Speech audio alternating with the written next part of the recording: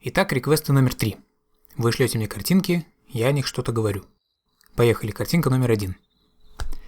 На этой картинке мы видим забор с колючей проволокой. За забором мы видим бескрайнее заросшее поле, линии электропередач и закат, либо рассвет. На переднем же плане, взявшись ручкой за забор, стоит девочка в школьной форме. Кто она, в чем ее проблема, это нам неизвестно. Единственное, о чем мы можем теоретизировать, это находится ли она в месте, обнесенном забором, то есть заперта ли она в каком-то месте, либо наоборот, она хочет попасть в место, обнесенное забором. Так или иначе, хочется пожелать ей успехов в этом начинании. Едем дальше. Картинка номер 2. На этой картинке мы видим зиму, раннее утро, либо поздний вечер, опять же сложно сказать, и одинокую палатку, окно которой сияет теплым светом, резко контрастирующим с окружающей белизной. Справа от палатки мы видим непонятного назначения стену с окошком, а на заднем плане на существенном отдалении видны огни некоего населенного пункта. Конечно, наверняка эта фотография вводит в заблуждение, и если повернуться спиной к этой палатке, мы увидим кучу других палаток, и, в общем, она наверняка не так изолирована, как кажется на этой фотографии, но, тем не менее, хочется фантазировать о том, что это действительно такая вот одинокая палатка, и ближайшим населенным пунктом являются вот эти огни справа. Представьте себе быть продавцом в этой палатке.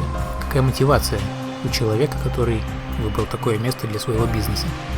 Возможно, он рассчитывает на то, что в этом поселении много поэтически настроенных людей, которые сочтут за благо совершить такую продолжительную прогулку за какими-то покупками. Либо, возможно, это единственный магазин на 100 километров вокруг, и владелец этой палатки просто решил таким образом затралить население этого населенного пункта, посчитав, что у них в любом случае нет выбора, кроме как ходить в мой магазин. Почему бы не построить его на расстоянии нескольких километров от населенного пункта?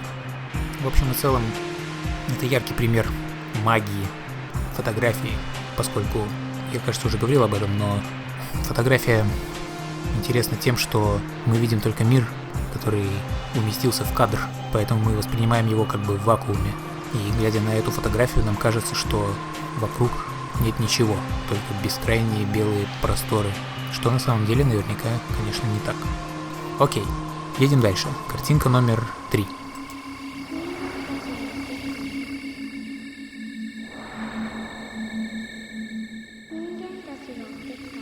Картинка номер 4. На этой картинке мы видим интерьер, видимо, поезда, который бороздит просторы открытого космоса. И в данный момент, как мы видим, он находится весьма и весьма близко к Солнцу. Видимо, это настолько высокотехнологичный поезд, что он способен выдержать даже такие лютые температуры. И вот, несмотря на то, что, казалось бы, человечество может создавать такие поезда, быт слабо изменился, ибо, как и давным-давно, пассажиры этого поезда утоляют голод дошираком и запивают его чаем в подстаканнике. Возможно, это какой-то ретро-поезд, призванный переносить пассажиров во времена далекого прошлого, когда поезда ездили по рельсам и всякое такое. В общем, осталось только понять, куда же едет этот поезд и откуда. Я небольшой знаток расположения планет в Солнечной системе, поэтому не могу сказать, куда он примерно может двигаться на основании вида из окна. Видимо, есть какая-то точка Б, куда или откуда мы сейчас летим под перестук колес, аутентично воссозданный авторами этого исторического аттракциона. Едем дальше. Картинка номер 5. На этой картинке мы видим двух анимешных девочек. Я затрудняюсь определить их принадлежность к тому или иному франчайзу, но опыт подсказывает мне, что если ты не знаешь, откуда эти произвольные анимешные девочки, то, скорее всего, они из Toho. Поэтому я предположу, что это Toho девочки, изображенные здесь в образе солдат с видеоролика, известного под названием Remove Kebab. Я не буду пускаться в историческую справку о том, что представлял из себя этот ролик. Давайте рассмотрим эту картинку в отрыве от контекста. Две анимешные девочки с крайне суровыми лицами, вернее, правая с суровым и сосредоточенным лицом, а левая явно волнуется, играя на губной гармошке, либо это воротник ее балахона, я не могу понять. Так или иначе, правая девочка играет на баяне, за плечом у нее некий огнестрельный агрегат.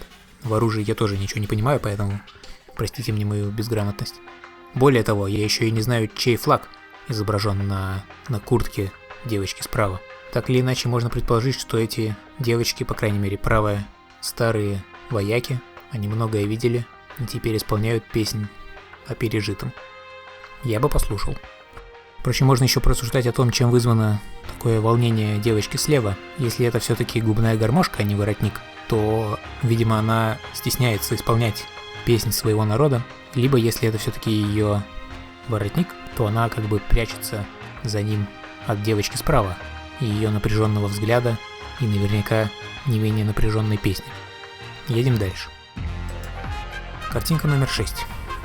На этой картинке мы видим ночное звездное небо и двух людей, один из которых лягушка, рефлексирующих в этой звездной ночи.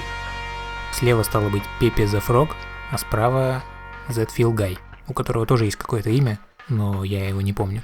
То есть они в принципе подходят друг другу по темпераменту, они оба большие любители приуныть. И вот, видимо, сдружившись на этой почве, они вечером вышли на улицу и передались тяжелым думам, затрагивающим как ретроспективные поражения, так и то безрадостное будущее, которое, как им кажется, ждет впереди.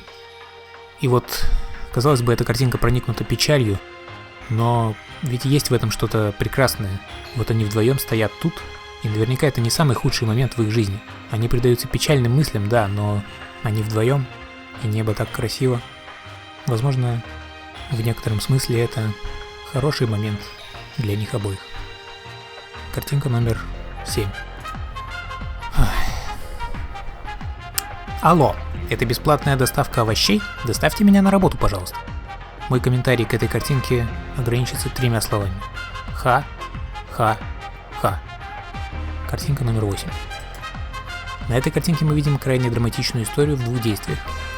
То есть некий юноша с некой девушкой решили сделать нечеловечески остроумную фотографию, на которой этот юноша ударяет ногой в лицо эту девушку в эпическом полете. В силу тупорылости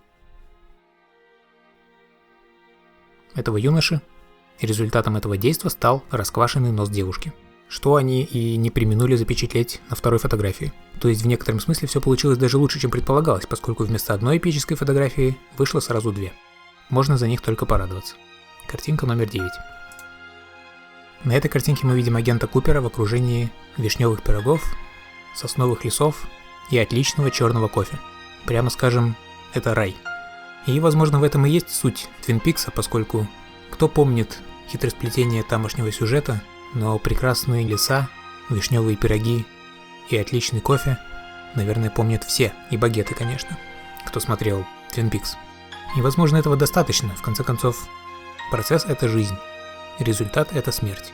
И, возможно, вся суть именно в процессе, в антураже, а не в банальной детективной загадке, которая послужила спусковым крючком для всей истории.